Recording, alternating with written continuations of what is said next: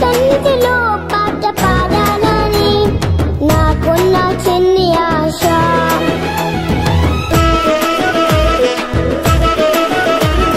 నీ సన్నిధిలోనే ఉండాలని నాకున్న చిన్ని ఆశ.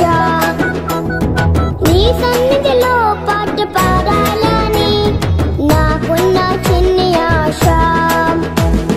చిట్టి పొట్టి పాపను నేను, చిన్నారి పాపను నేను, చిట్టి పొట్టి